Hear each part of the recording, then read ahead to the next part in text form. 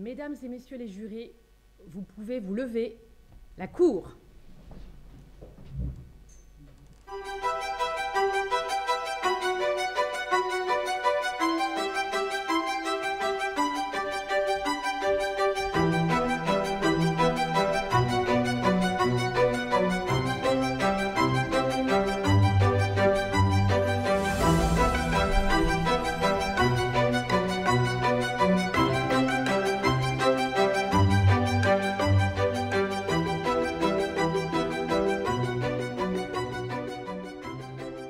Merci, vous pouvez vous asseoir.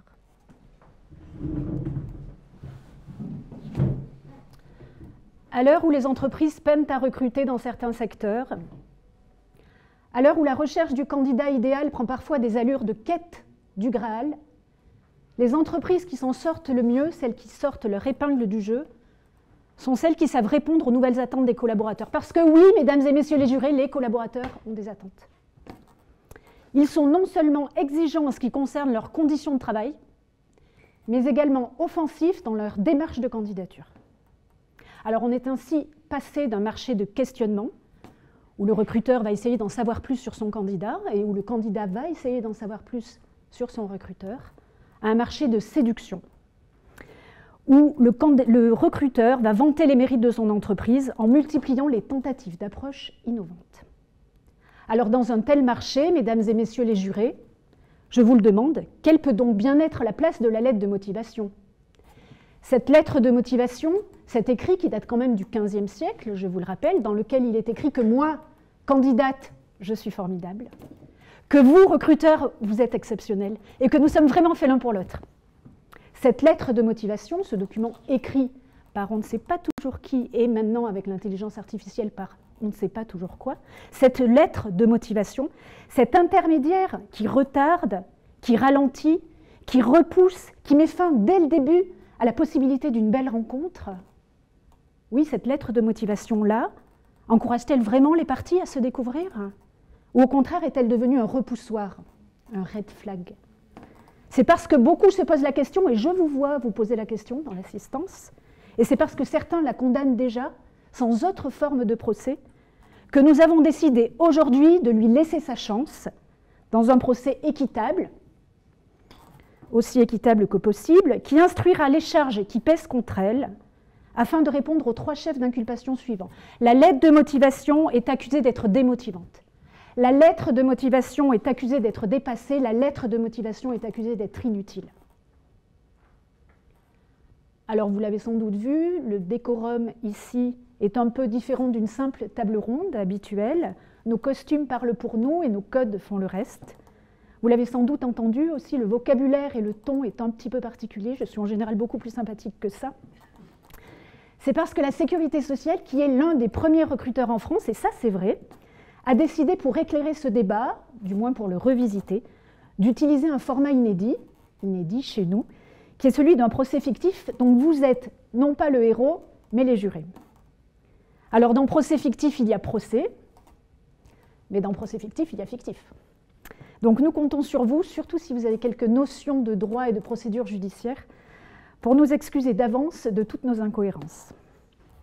Alors pour cette audience, nous allons appeler à la barre 3 grands témoins, experts RH, qui ont accepté, et on les remercie d'avance, de partager leur expérience, de partager leurs renseignements et même de partager leurs convictions. Nous accueillons donc sur ce plateau Jérôme Friteau de l'Assurance Retraite Caisse Nationale, Julie Gottlieb de l'IMSA et Catherine Poux de France Travail. Nous penserons aussi à Gaël Campus qui normalement devait nous accompagner de chez Decathlon, qui a apporté son aide pour l'instruction du dossier. Pour chaque chef d'inculpation, nos 3 témoins répondront aux questions et aux interpellations de Pierre-Henri Dunant de chez Indeed, qui endosse aujourd'hui la robe du procureur général qui lui va comme un gant, et d'une avocate de la défense, Léna Basile, qui porte extrêmement bien la robe elle aussi. À la fin des débats, vous aurez tous la possibilité de voter et de décider, en votre âme et conscience bien sûr, si la lettre de motivation est coupable ou non coupable, via l'outil Klaxoon. Il vous suffira à la fin de l'audience de scanner le QR code qui va apparaître sur l'écran normalement et que l'on vous montrera dans la salle. Et vous pourrez prendre position à ce moment-là en répondant à 3 questions. par oui ou par non. Ce n'est pas très compliqué. Alors sans plus tarder, je déclare l'audience ouverte et pour la lecture du premier chef d'inculpation, j'appelle à la barre Monsieur le procureur. Monsieur le procureur, vous avez la parole pour présenter votre réquisitoire. Madame la Présidente, Mesdames et Messieurs les membres de la Cour, Mesdames et Messieurs les jurés, honorables avocats de la défense, je me tiens devant vous aujourd'hui pour exposer les faits et requérir, au nom de la justice, dans cette affaire où nous devons juger un instrument que beaucoup considèrent dépassé, inefficace, voire contre-productif, la lettre de motivation. Les faits sont accablants. D'un côté, les recruteurs croulent sous un flot incessant de candidatures, souvent peu pertinentes. Une étude menée par Opinionway pour Indeed révèle qu'en 2024, un recruteur consacre en moyenne 4 heures à examiner les profils et 3,5 heures à les présélectionner pour une seule campagne de recrutement. Ces chiffres, issus du rapport de comparaison des talents publié par Lever en 2019, témoignent de la charge que représente ce processus. Du côté des candidats, le constat est aussi édifiant. Près de 79% d'entre eux trouvent le processus de recrutement trop long, les jugeant décourageants. De plus, une augmentation de 70% des candidatures est observée lorsque les offres ne demandent pas de lettre de motivation. Ce simple chiffre démontre que ce document dissuade les chercheurs d'emploi de poser leur candidature. Ce qui, à l'origine, devait mettre en lumière l'engagement, les compétences et la singularité des candidats se transforme aujourd'hui en source de frustration, de confusion et alourdit un process déjà complexe. Les témoignages que vous entendrez aujourd'hui illustrent ces réalités. D'un côté, les recruteurs déplorent des formules standardisées, des lettres souvent vides de substance. De l'autre, les candidats qui investissent beaucoup de temps, d'énergie et d'espoir dans ces lettres sans obtenir de réponses concrètes ou de retours utiles. La question que nous devons trancher aujourd'hui, et je fais appel à vous, messieurs et mesdames les jurés, la lettre de motivation est-elle encore un outil pertinent dans le recrutement moderne? À la lumière des faits, il apparaît que cet exercice, autrefois porteur de sens, est devenu un réel fardeau pour toutes les parties impliquées et ne représente plus les valeurs escomptées. Pour cela, j'utilise une citation de Gaël Laurent Campus, qui est Talent Acquisition Manager chez Decathlon, et qui nous explique, je reprends dans mes notes, que la lettre de motivation peut démotiver ceux qui ne maîtrisent pas les codes et les process de recrutement. C'est un biais inconscient qui peut être discriminant. Pour illustrer ces propos, j'appelle à la barre le premier témoin, Monsieur Friteau, de l'assurance vieillesse. L'assurance retraite, monsieur le procureur. Excusez-moi, assurance retraite. Alors, l'assurance retraite Caisse nationale, c'est 35 000 candidatures par an. À l'échelle nationale, on est à pas loin de 250 000 candidatures. Donc, effectivement, on en voit passer. Là où je vous rejoins pleinement dans votre argumentation, c'est qu'on constate que la lettre de motivation peut facilement tomber dans des formules standardisées, dans des formules superficielles, qui rendent difficile pour le recruteur de distinguer les véritables motivations de l'accompagnement finalement du CV. C'est vrai que de plus en plus, on observe qu'une très large partie des candidatures sont dans une lettre d'accompagnement du CV plus que dans une réelle lettre de motivation.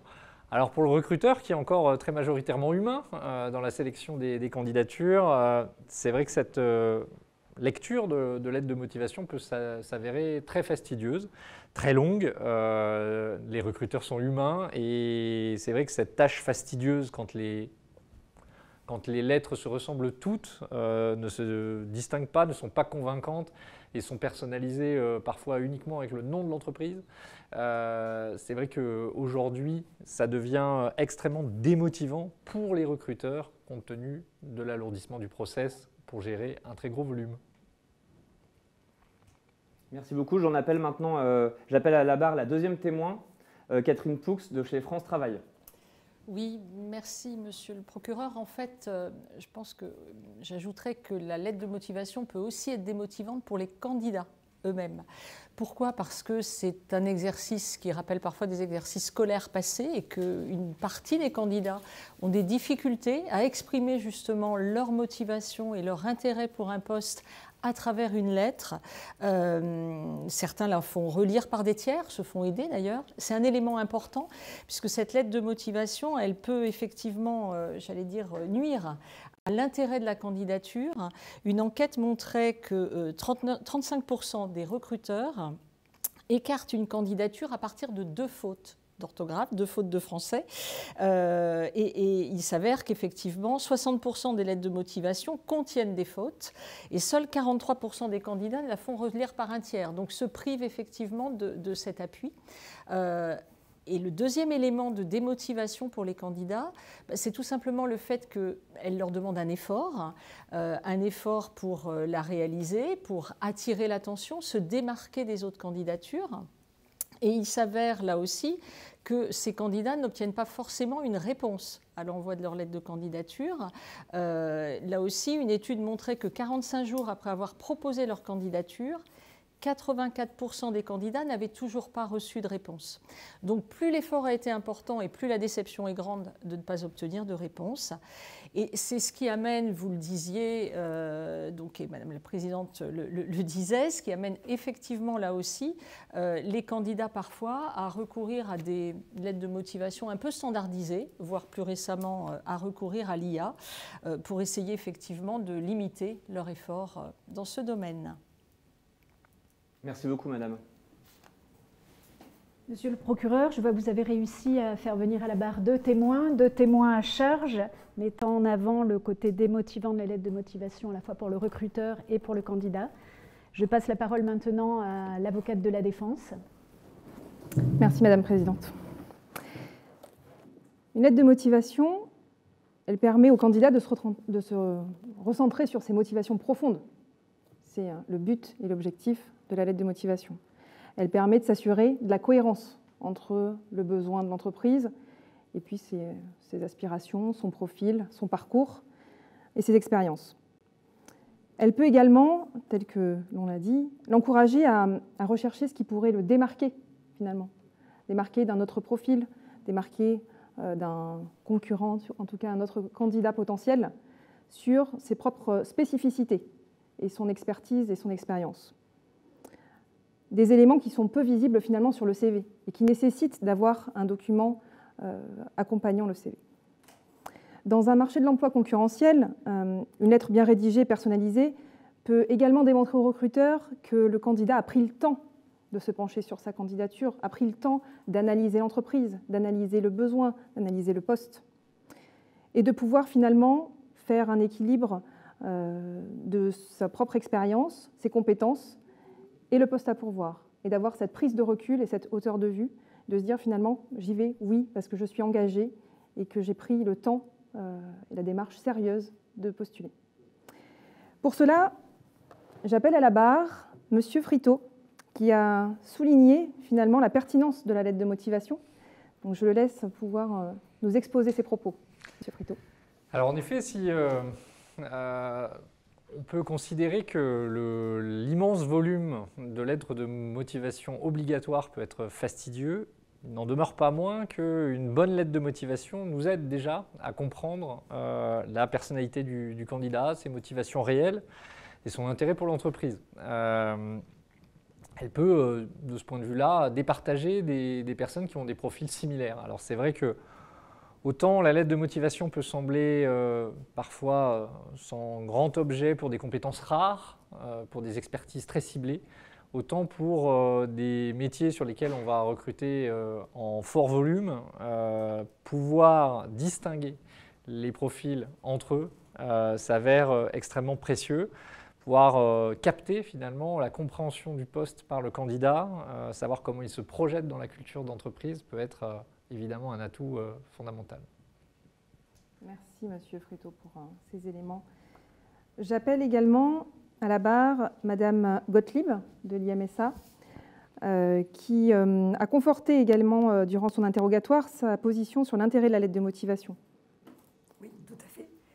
Donc oui, aujourd'hui, je voudrais vous raconter une histoire, celle de Solène, qui effectivement est en reconversion professionnelle et qui a postulé pour un poste de Scrum Master, mais qui n'a aucune expérience. Le recruteur rejette le CV, aucune expérience, on arrête là. Sauf que finalement, il décide d'ouvrir la lettre de motivation. Et là, effectivement, il a affaire à une lettre de motivation personnalisée, où effectivement la candidate va exprimer pourquoi aujourd'hui elle a envie de s'orienter vers ce métier-là, qu'est-ce qui l'anime au fond d'elle, pourquoi elle a choisi cette reconversion, pourquoi elle a choisi l'entreprise pour postuler, parce qu'elle partage les valeurs. Effectivement, elle reste humble, elle explique que oui, aujourd'hui, elle n'a pas toutes les compétences, mais si on sait l'accompagner, elle saura effectivement, elle est convaincue que c'est le poste pour elle. Donc, ce cas concret montre que la lettre de motivation, j'ai amené des pièces à conviction, a fait toute la différence dans ce recrutement. Voilà. Je pourrais les présenter au jury si besoin. Tout à fait. On fera circuler le CV et la lettre de motivation parmi le jury. C'est une bonne idée. Merci Madame Wautelet. Je vous remercie pour l'examen de ce premier chef d'inculpation. Donc, j'espère que vous avez déjà fait une idée sur ce premier chef d'inculpation pour savoir si vous décidez, vous aussi, en votre âme et conscience, que la lettre de motivation est motivante pour le candidat, pour le recruteur, démotivante pour le candidat ou pour le recruteur. Et pour le second chef d'inculpation, je donne la parole au procureur.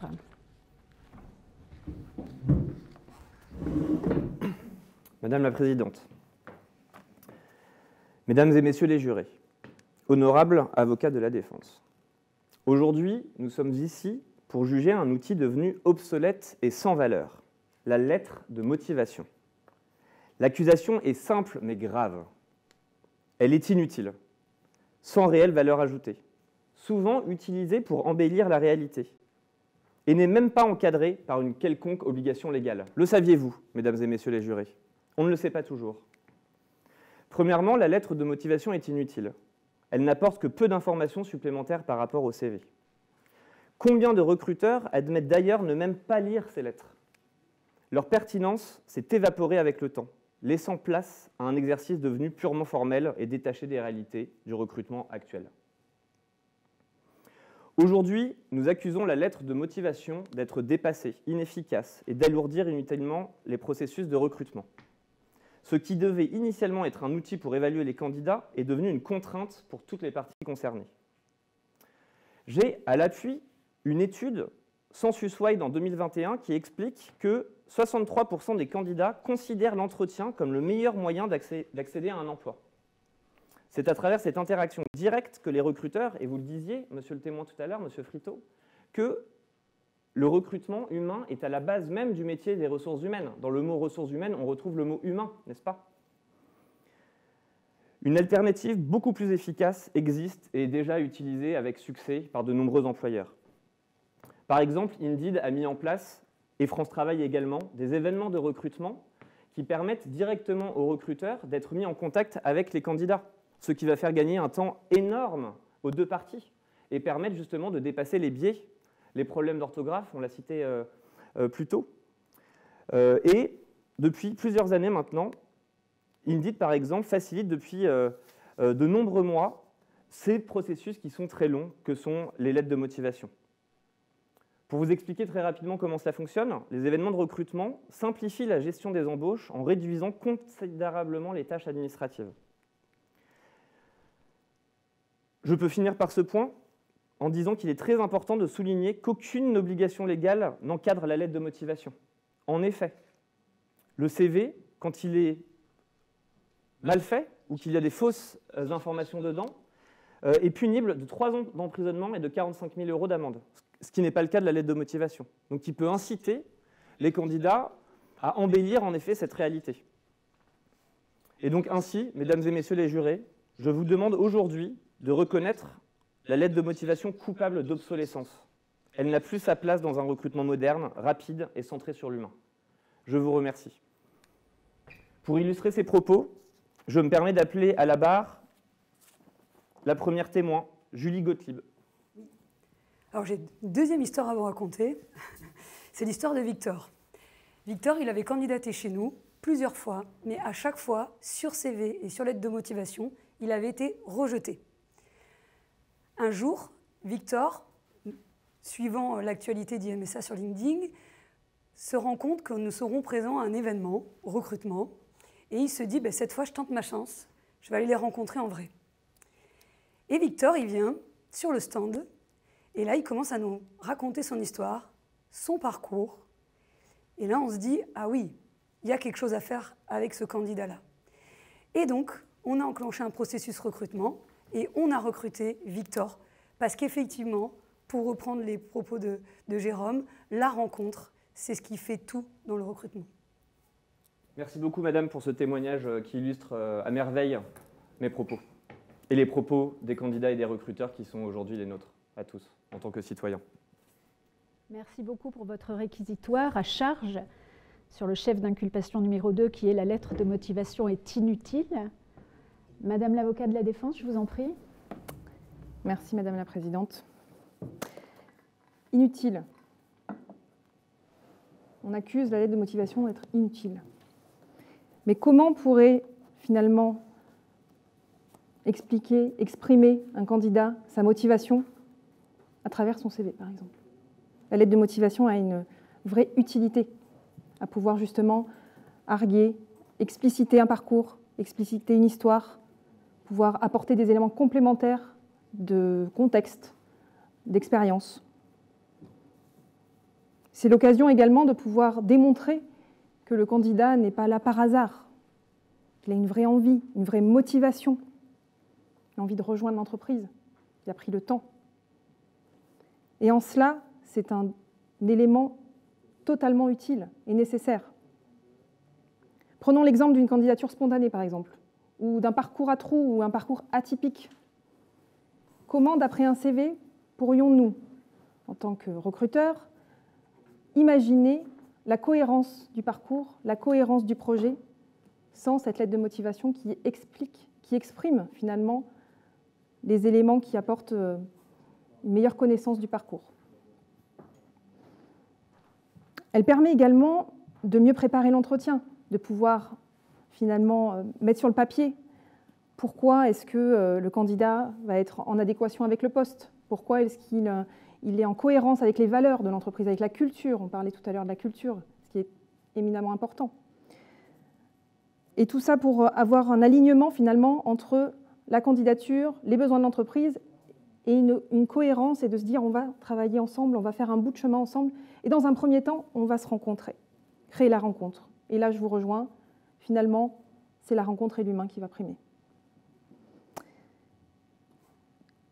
L'idée également de la lettre de motivation, c'est de pouvoir expliquer des éléments spécifiques, de pouvoir mettre en lien directement par rapport à son profil, à une expertise particulière, en lien avec un poste, de pouvoir préciser les éléments du CV qui n'apparaissent pas a priori sur une feuille A4 très synthétique. Je parlais tout à l'heure de valeurs, mais de pouvoir aussi faire apparaître sa personnalité, qui on est vraiment au-delà d'une norme CV et d'une figure. En quoi on croit, pourquoi on est là, qu'est-ce qu'on a envie d'apporter. Et ce qui va permettre aussi de pouvoir faire finalement une première bonne impression pour créer la rencontre. Pour cela, je souhaitais apporter également le témoignage de Gaël Laurent de Decathlon qui nous a apporté des éléments complémentaires dans l'enquête et qui appuie effectivement que la lettre de motivation est un réel outil d'approfondissement de la candidature et qui permet d'aller au-delà du CV. C'est un élément en plus. Je souhaiterais appeler à la barre M. Friteau pour pouvoir également apporter des éléments complémentaires sur ce sujet. M. Friteau ? Alors oui, je le disais tout à l'heure, c'est vrai que sur certains profils pénuriques, il est difficile de standardiser nos process en exigeant de manière systématique une lettre de motivation parce qu'on perdrait des candidats qui peuvent candidater parfois via LinkedIn, par exemple une plateforme directement, sans l'appui d'une lettre de motivation. Pour autant, on se rend compte quand même que la lettre de motivation, ça peut être le joker du candidat, ce qui va lui permettre de sortir du lot, de susciter l'envie de la rencontre, parce que ce n'est pas le tout de créer la rencontre, il faut qu'elle puisse avoir lieu. Et c'est vrai que certains candidats peuvent avoir des parcours atypiques ou des écarts dans leur CV, des changements de secteur, une pause professionnelle, une reconversion, qu'il faut expliquer. Et c'est vrai que ces éléments, quand ils sont bien expliqués dans la lettre de motivation, peuvent donner lieu à une envie particulière du recruteur de les convoquer en entretien, de les entendre. Et puis par ailleurs, je dirais que dans nos métiers, dans de nombreux métiers, Surtout à l'heure où on a hybridé les organisations de travail, je pense que l'écrit a une part importante et on ne peut pas considérer aujourd'hui qu'on peut se prémunir complètement de tout aspect écrit et de capacité rédactionnelle des candidats. Merci Monsieur Fruteau pour ces éléments qui assoient effectivement l'utilité de la lettre de motivation. Je souhaiterais également appeler à la barre un deuxième témoin, Madame Poux. Pouvez nous partager également votre retour sur le sujet? Absolument, écoutez, avec plaisir. Je pense que nous sommes dans une période où les recrutements et les critères de recrutement des employeurs sont basés de façon très forte sur la motivation. Combien de recruteurs disent sur des métiers de moindre qualification, mon critère essentiel, c'est identifier une personne motivée, prête à venir rejoindre mes équipes. Ce sont 87% des recruteurs qui déclarent que la motivation est un critère décisif. Or, la lettre de motivation, finalement, en complément du CV, est l'élément qui va permettre non seulement de parler de soi, enfin le CV dit ce que j'ai fait, mais la lettre de motivation, elle va véhiculer finalement le lien entre moi et l'entreprise que j'ai envie de rejoindre.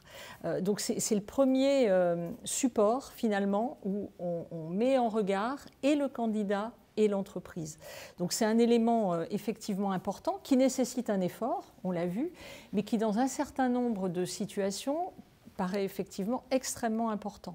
Et parmi ces situations, mais Julien Fruteau on a cité quelques-unes, je pense qu'on peut parler effectivement de parcours où on a une réorientation, et Julie Gottlieb le disait également, répondre à une offre d'emploi qui réclame une expérience sur un métier alors qu'on n'a pas cette expérience, mais que l'on a des compétences transférables, que l'on a travaillé sur le pourquoi on veut rejoindre une entreprise, mérite effectivement peut-être d'être explicité et écrit. Donc une reconversion sera effectivement peut-être beaucoup plus valorisée à travers une lettre de motivation. De la même façon, un projet de mobilité, y compris géographique, pourquoi alors que mon CV affiche une adresse située en région parisienne, mais que j'ai un projet personnel de rejoindre l'ouest de la France, ma lettre de motivation va pouvoir aussi exprimer ce genre de choses. Ça permet effectivement, vous le disiez, du coup de me différencier d'autres candidatures proches. Ça peut permettre aussi de développer des arguments ou des points d'attention qui vont orienter l'entretien lorsqu'il aura lieu. Parce que je pense que nous sommes tous d'accord pour se dire que l'entretien et la relation humaine va être l'élément essentiel, mais encore faut-il arriver à déclencher cet entretien. Alors parfois il est déclenché par un certain nombre d'acteurs qui travaillent sur le fait de provoquer cette rencontre, mais parfois c'est une candidature spontanée. Candidature spontanée, par exemple, a tout intérêt, le candidat a intérêt à expliquer pourquoi il adresse son CV à telle entreprise plutôt qu'à telle autre. Donc en ce sens, je pense qu'on peut dire que c'est un élément important, et c'est un élément particulièrement important quand on est sur des postes où les qualités rédactionnelles vont être nécessaires, où on va essayer de capter aussi les qualités de synthèse, la capacité à synthétiser un certain nombre d'idées. Donc en ce sens, effectivement, je pense qu'elle peut, dans un certain nombre de cas, être tout à fait utile et provoquer cette rencontre attendue, cet entretien. Merci Madame Poux d'appuyer les éléments, et on voit bien qu'effectivement, ce sont des arguments qui vont à l'encontre de l'inutilité de la lettre de motivation, mais plutôt en faveur de son utilité. Merci Madame l'avocat de la défense. Alors je vous rappelle qu'on est en train d'étudier le chef d'inculpation numéro 2. La lettre de motivation est inutile, donc je vous encourage, comme pour le premier chef d'inculpation, à vous faire déjà une idée pour voter ensuite en votre âme et conscience. Monsieur le procureur a mis l'accent sur l'inutilité, le fait que la lettre de motivation est remplie de clichés, et le fait aussi, et je vous remercie d'avoir appelé cet arrêt de la Cour de cassation du 25 novembre 2015, que nous avons tous bien sûr étudié, et qui rappelle que le salarié ayant volontairement dissimulé la réalité de sa situation professionnelle s'expose à un licenciement pour faute, je le rappelle, surtout si sa dissimulation est la conséquence de manœuvres dolosives qui ont été déterminantes dans son embauche. Je pense que vous vouliez insister sur ce point. Donc autant le CV sur le plan juridique est obligatoire, sa véracité, autant pour la lettre de motivation, elle n'est d'aucun effet. En revanche, on retiendra ce qu'a dit Madame l'avocate de la défense en rappelant son utilité, puisque si l'on veut mettre en avant ses valeurs et ses convictions, eh bien, il ne faut pas les taire, il faut les dire, et les dire à cet endroit-là. d'autant plus quand on sait que le système judiciaire est marqué, quoi qu'on en dise, par le poids de l'aveu. J'ai retenu aussi également ce que disait Madame Poux, que le CV permettait de dire ce que je faisais et que la lettre de motivation permettait de dire ce que j'étais. Et je pense que les paroles des uns et des autres vous permettront de faire votre choix. Je vous invite maintenant à étudier le troisième chef d'inculpation, qui est le suivant. La lettre de motivation est dépassée. Monsieur le procureur, vous avez un réquisitoire à nous présenter en ce sens, me semble-t-il. Merci Madame la Présidente. Mesdames et Messieurs les membres, les jurés, chers maîtres, une phrase pour synthétiser la situation. Le rapport de force entre candidats et recruteurs a évolué. En effet, aujourd'hui, nous sommes réunis pour juger un artefact du passé, une relique du recrutement qui n'a pas su évoluer avec son temps, la lettre de motivation. L'accusation est alors très claire. Elle est dépassée, générique. Elle manque de personnalisation et de sincérité. Et dans un monde où l'intelligence artificielle s'en mêle, elle perd encore plus de pertinence. Nous devons en effet parler de cette évolution technologique qui est primordiale. Avec l'émergence des intelligences artificielles, ces lettres sont de plus en plus souvent rédigées par des outils automatiques. Le candidat fournit quelques mots, rédige ce qu'on appelle un prompt, et un algorithme génère une lettre soi-disant parfaite, ou qui peut s'en rapprocher. Mais cette perfection est trompeuse, et nous allons le voir tout à l'heure. Elle n'apporte aucune véritable vision sur les compétences ou la motivation personnelle du candidat. Où est la sincérité dans ce processus automatisé? Où est la véritable rencontre entre l'employeur et le candidat? Elle disparaît dans un océan de phrases générées par des machines. Le recrutement, quant à lui, a évolué. Il est désormais fondé sur des méthodes plus dynamiques, interactives et révélatrices. Prenons l'exemple des présentations vidéo. Un candidat face à une caméra montre qui il est réellement, sa manière de s'exprimer, son enthousiasme, sa motivation. Il y a également des employeurs aujourd'hui qui décident de réaliser des activités de groupe, parfois même des activités sportives. Un exemple, le CHU de Toulouse, l'année dernière, a organisé des événements de recrutement rassemblant tout type de profils et leur a permis de jouer au rugby après pour voir justement quelles étaient leurs compétences comportementales. C'est un exercice très intéressant. On évalue en effet leur capacité à travailler en équipe, à résoudre des problèmes, à s'adapter, à diriger ou à suivre des instructions. Ce sont ces compétences humaines, sociales et émotionnelles qui sont essentielles aujourd'hui. Elles ne transparaissent jamais dans une lettre de motivation, mais elles se révèlent au grand jour dans ces nouvelles approches. La lettre de motivation est restée figée dans le temps. Elle est incapable de répondre aux attentes modernes de recrutement et n'a toujours pas simplement plus de place dans un processus qui privilégie l'authenticité, l'interaction humaine et l'évaluation réelle des compétences. Néanmoins, je vais y apporter quelques nuances. Les alternatives peuvent être utilisées aujourd'hui et elles sont plébiscitées par les recruteurs et les candidats. Nous avons eu de nombreux témoignages sur nos 2 premiers chefs d'inculpation. Les motivations peuvent être intégrées dans l'email de candidature. Une approche concise, directe et plus en phase avec les attentes des recruteurs. J'en reprends l'exemple que vous avez mentionné tout à l'heure sur votre développeur informatique. Il peut tout à fait le mettre en accompagnement de son CV dans l'email. Un message de suivi après l'entretien. Vous le disiez, Madame Poux, tout à l'heure sur les profils qui demandent des qualités rédactionnelles. Ça peut également faire la différence entre un candidat A et un candidat B à la suite de son entretien, de personnaliser pour de vraies raisons la qualité de l'entretien et de l'interlocuteur qu'il a pu le recevoir. Et puis, il y a aussi un outil intéressant qui sont les questionnaires qui sont ciblés en amont. Ces outils permettent de mieux cerner les motivations des candidats, tout en évitant la redondance des informations déjà présentes dans le CV.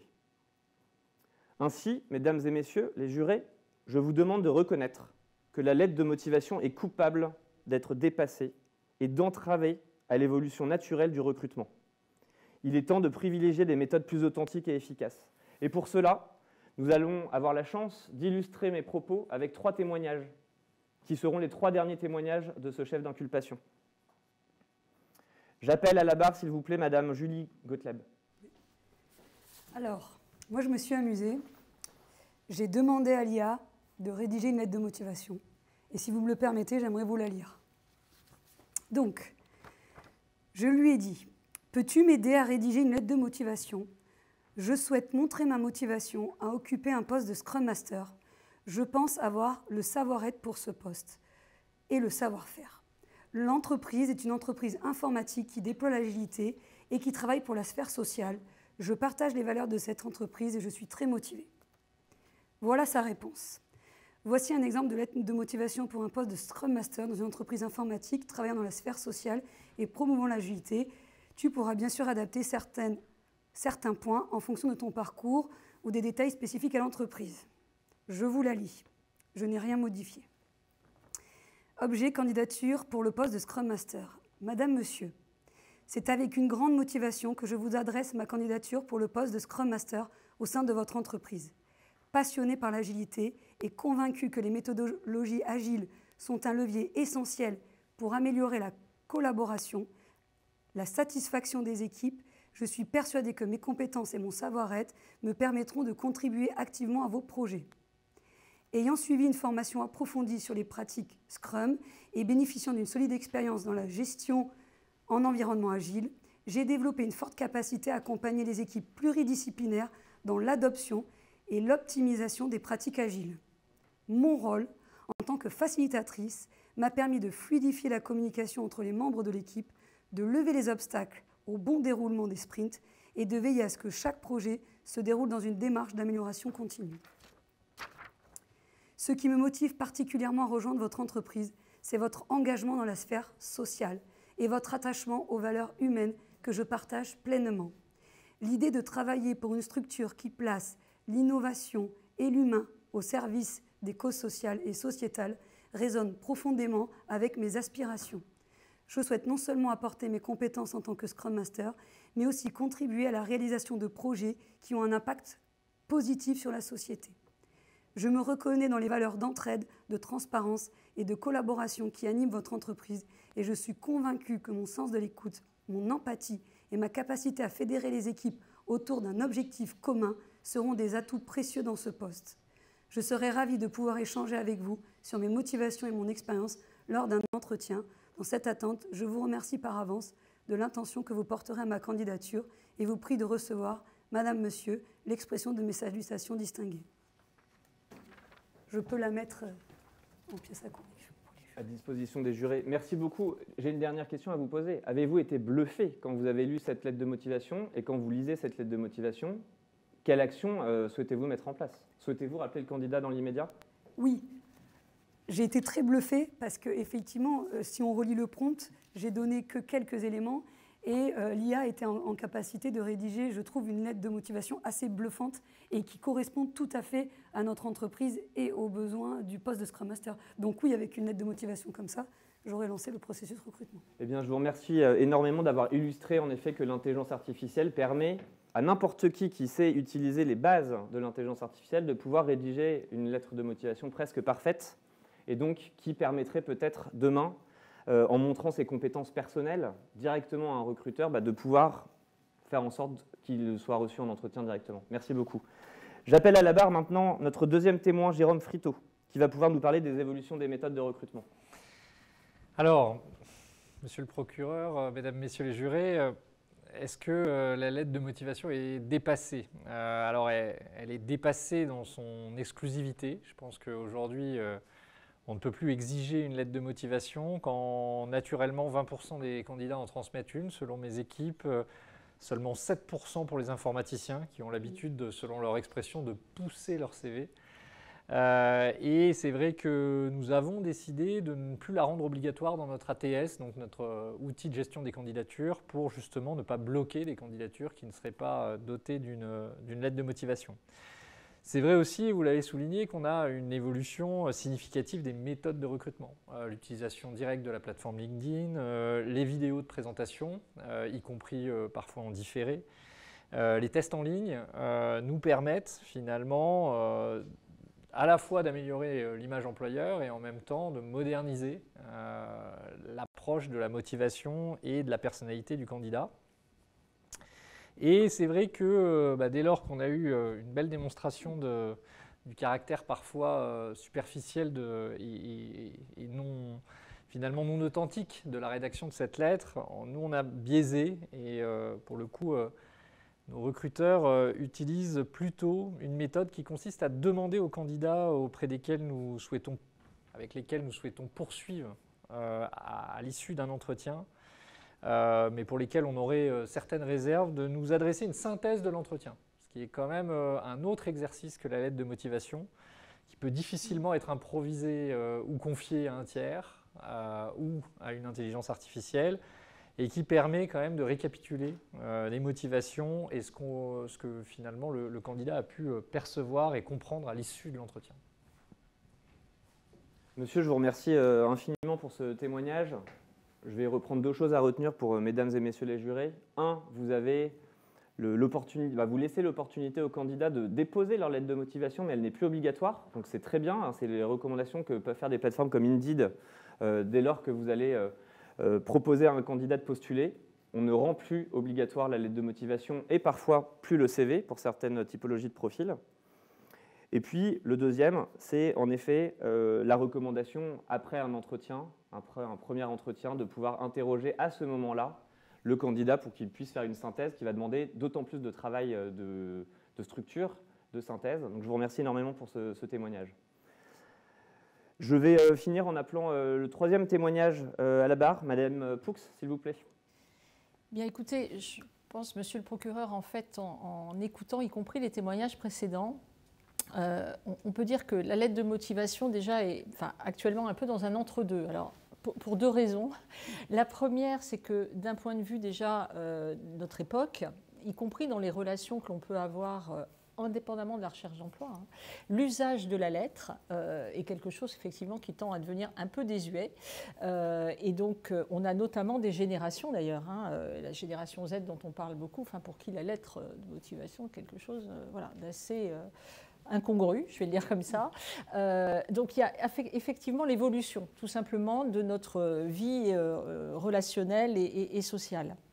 Et sur le thème de l'emploi et de la recherche d'emploi, on l'a dit à plusieurs reprises, ne pas faire de la lettre de motivation l'élément incontournable d'un recrutement me paraît effectivement essentiel, d'autant que nous vivons dans un monde du travail où les tensions de recrutement sont extrêmement fortes. Et notamment, France Travail cherche à amener les entreprises à faire évoluer leurs pratiques de recrutement, élargir leur sourcing. Élargir leur sourcing, ça veut dire quoi? Vous l'avez dit, ça peut être des opérations de job dating assez classiques, mais ça peut être effectivement des stades vers l'emploi. Vous citiez l'exemple du CHU, je pense qu'il est fort probable que ce soit un stade vers l'emploi que l'on va pouvoir mobiliser, où candidats, recruteurs se retrouvent sur un terrain sans savoir qui est qui. Et ce n'est qu'à la fin, effectivement, d'une pratique sportive, sur une courte durée, que les entretiens vont pouvoir se mettre en place. Je vais vous donner un autre exemple. Nous travaillons aussi pour le secteur de l'hôtellerie-restauration, par exemple, sur la mise en place de restaurants éphémères. Autrement dit, un restaurateur va venir effectivement dans un restaurant où les plats auront été préparés par des demandeurs d'emploi en recherche de postes dans la cuisine ou présentés par des serveurs qui cherchent à travailler dans ce secteur-là. Et pour le coup, non seulement la rencontre est immédiate, mais on est tout de suite centré sur la compétence que peuvent démontrer les candidats. Donc, et dernier élément peut-être aussi, dans cette évolution des méthodes de recrutement qui favorisent la rencontre pour les candidats, mais qui font gagner du temps aux entreprises et surtout qui leur permettent d'élargir leur sourcing quand elles ne trouvent pas le profil tel qu'elle l'imaginait, ou le clone du salarié précédent qu'elle cherche à remplacer, c'est par exemple la méthode de recrutement par simulation. Là aussi, mettons en place des exercices qui vont permettre d'aller au-delà d'une expérience, au-delà d'un diplôme, mais tout simplement, effectivement, de détecter le potentiel d'un candidat. Et vous le savez bien, ce potentiel, une fois détecté, s'il intègre une entreprise, il existe de nombreux dispositifs qui vont permettre, effectivement, de travailler à sa formation. Donc, s'il ne faut jamais, me semble-t-il, prendre une position, j'allais dire, qui est à 100% l'obsolescence complète, en tout cas, ces nouvelles pratiques qui permettent effectivement de dépasser cela me paraissent un élément important. Et certaines études d'ailleurs mettaient en évidence que 7 recruteurs sur 10 ne lisaient pas la lettre de motivation si le CV n'avait pas retenu leur attention.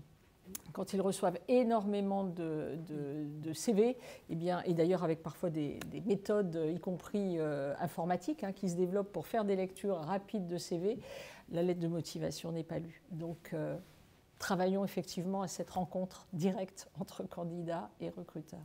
Madame Poux, merci infiniment pour ce témoignage. Et je me permettrai même d'ajouter que je pense qu'il peut y avoir des synergies à créer entre Indeed et France Travail, notamment sur les stades vers l'emploi que vous avez cités, où la double compétence pourrait permettre aux recruteurs et aux candidats d'améliorer leur process de recrutement. Merci infiniment. Merci, Monsieur le procureur. La parole est à l'avocate de la défense, Madame Mazil. Merci, Madame la Présidente.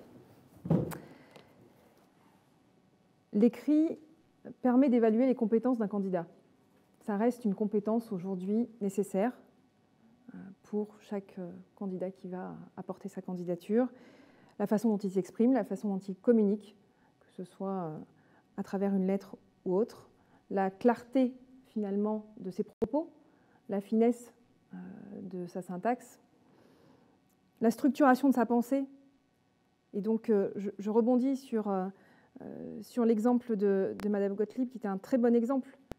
Le prompt qui a été rédigé en prenant le temps d'aller sourcer les informations sur l'entreprise, d'aller rechercher finalement les adéquations avec son propre profil et de demander à l'intelligence artificielle finalement de rédiger quelque chose, une synthèse. Mais la clarté de l'esprit et la façon dont a été rédigé le prompt démontrent une certaine compétence. Donc en cela, effectivement, l'intelligence artificielle est un outil, une évolution que nous devons prendre en considération et qui est totalement utile. Et comment est-ce que finalement le candidat se saisit de cette nouvelle technologie qui est un support, on va dire, quasi inéluctable aujourd'hui dans la candidature. C'est également une belle occasion finalement pour pouvoir amener des éléments complémentaires, on l'a dit précédemment, de pouvoir spécifier des spécificités du parcours, dépasser. Alors pourquoi serait-elle dépassée? Puisque effectivement la lettre de motivation est nécessaire mais pas suffisante. Et là-dessus, je vous rejoins, elle nécessite d'être accompagnée d'autres éléments pour, on va dire, apporter des éléments complémentaires, que ce soit le CV ou d'autres éléments tels que la mise en situation ou des questionnaires de personnalité, etc. J'appelle à la barre M. Friteau qui a mis en évidence effectivement la pertinence de la lettre de motivation sur ce sujet. M. Friteau, pourriez-vous nous partager votre avis là-dessus? Alors, j'évoquais tout à l'heure l'exigence de ne plus rendre systématique la lettre de motivation, mais ce qui est certain, c'est qu'on ne peut pas se passer finalement de la compréhension de la motivation du candidat, parfois en amont de l'organisation qui demande une certaine logistique d'un entretien, d'une capacité à entendre les arguments. Il est vrai qu'en ne rendant plus systématique la lettre de motivation, on lui redonne un peu de valeur. C'est-à-dire que quand elle existe, elle va susciter une forme de curiosité, surtout lorsqu'elle est personnalisée, lorsqu'elle va détailler un parcours, quand elle va expliquer finalement la projection et surtout quand elle va démontrer que le candidat est prêt à investir de son temps dans sa candidature, ce qui démontre qu'il n'a pas 150 candidatures simultanées auprès de 150 employeurs différents. Donc c'est peut-être ça l'avenir de la lettre de motivation, c'est finalement ce petit plus qui va permettre à un candidat de démontrer qu'il va prioriser sur tel ou tel employeur et pas un autre, sur tel et tel métier et pas un autre, et sur la compatibilité de son profil avec le besoin de l'entreprise qu'il aura parfaitement déterminé. Alors après, est-ce que ce sera une lettre de motivation amont ou est-ce que ce sera la motivation exprimée par écrit a posteriori de l'entretien? Je dirais que peu importe, finalement, quel que soit le moment, quelle que soit la modalité, ce sera la démonstration au recruteur que, pour le coup, il met on va dire, ses œufs dans un seul ou dans quelques paniers et pas 200 en parallèle. Merci M. Friteau. Et je terminerai là-dessus. Finalement, qui a dit que la lettre de motivation devait être un format Word avec en tête? Merci à vous pour vos témoignages. Merci Madame l'avocate de la défense. Alors nous venons d'étudier le 3e chef d'inculpation qui est celui du côté dépassé de la lettre de motivation. Alors je vous rappelle, pour synthétiser les débats de ce troisième chef d'inculpation, que monsieur le procureur a mis en avant le fait qu'elle était dépassée dans son exclusivité. C'est monsieur Friteau, le témoin appelé à la barre, qui a insisté là-dessus. Il a mis en avant les formats dynamiques. 2 témoins ont été cités pour parler de l'expérimentation qui a été réalisée par le CHU de Toulouse, qu'on a hâte de découvrir du coup. L'utilisation de l'intelligence artificielle aussi, et la possibilité de formats plus innovants, comme par exemple la synthèse des entretiens que M. Friteau a évoqué aussi. Mais Madame l'avocate de la défense a montré que la lettre de motivation restait quand même un élément complémentaire, ça restait le petit plus, le joker du candidat. Elle a montré qu'elle gardait sa valeur et elle a balayé l'argument de l'intelligence artificielle qui n'est qu'un outil, rappelons-le. Je remercie du coup chacune des parties pour la qualité des débats. Vous avez su faire preuve de synthèse. Je vous invite à sortir vos téléphones pour le vote qui ne va pas tarder.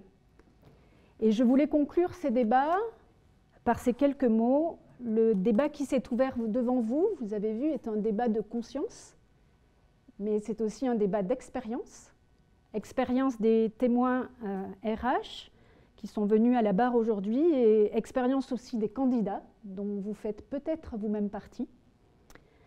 Sacralisée pendant de nombreuses années, la lettre de motivation est devenue, pour certains qui ont témoigné, ce document perverti dont l'inauthenticité suscite la réprobation générale.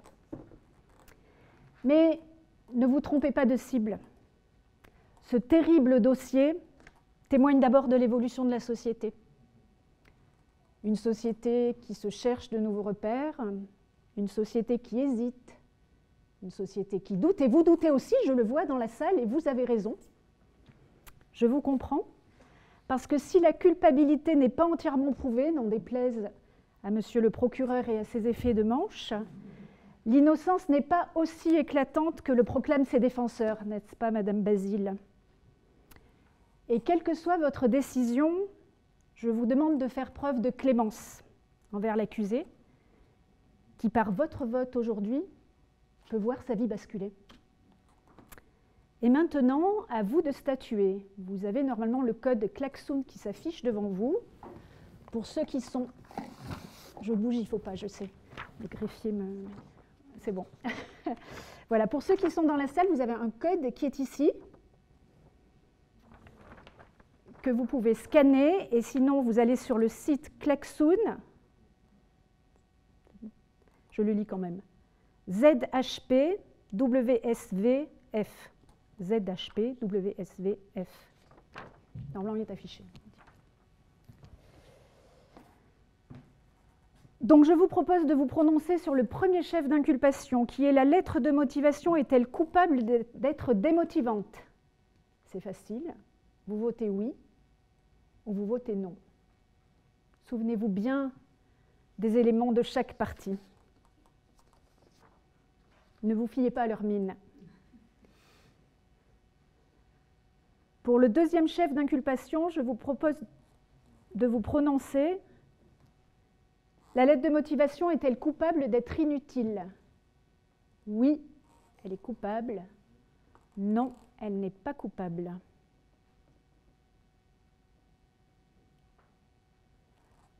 Je vous propose également de vous prononcer sur le troisième et dernier chef d'inculpation. La lettre de motivation est-elle coupable d'être dépassée? Oui, coupable. Non, non coupable.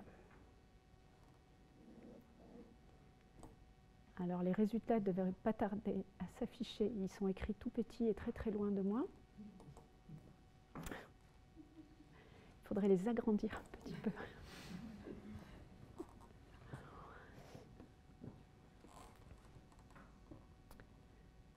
Ce suspense est intolérable, insoutenable. Alors, merci, je vois mieux.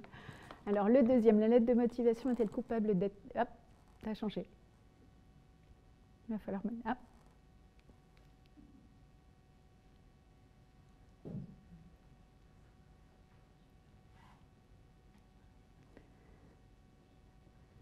Est-elle coupable d'être inutile? Non. Elle est donc utile. Est-elle coupable d'être inutile? Oui. Pour le deuxième chef d'inculpation, c'est inutile. Je n'ai pas eu le premier. Monsieur le greffier, si vous pouviez me remettre les résultats. On avait du temps, ça tombait bien. Alors, d'accord, c'est le deuxième chef d'inculpation, j'ai bien compris, elle est utile. C'est trop petit. Démotivante, non, elle n'est pas démotivante. Et le troisième, dépassée, je ne l'ai pas vu. Elle est démotivante. Le greffier arrive, il me dit. La lettre de motivation est-elle coupable d'être démotivante? Oui, d'accord. La lettre de motivation est-elle coupable d'être inutile? Oui, oula. Non. Elle est démotivante, dépassée. Ah, bah quand même. Ah, ça y est, c'est bon, là, ne les bouge plus. Ne bouge plus les... Donc, démotivante, non. Oui. Ah non, oui, d'accord. Ouais. Vous glisserez vos billets dans le code du travail en sortant, je vous remercie. Alors, la lettre de motivation est-elle coupable d'être démotivante? Oui. Je ne vois pas le pourcentage, mais je vois le oui. Non, je veux bien, monsieur le greffier, que vous repassiez, je m'étais bien habituée au tableau précédent. Elle est démotivante, très bien. Est-ce qu'elle est utile ou pas utile? La lettre de motivation est-elle coupable d'être inutile? Non. Troisième chef d'inculpation. La lettre de motivation est-elle coupable d'être dépassée? Oui. Bien, mesdames et messieurs, vous avez voté en votre âme et conscience, je suppose, dans l'affaire ministère public contre la lettre de motivation. La lettre de motivation est reconnue coupable pour 2 chefs d'inculpation sur 3. La condamnation étant d'effet immédiat, messieurs, vous pouvez emmener l'accusé reconnu coupable. L'audience est levée.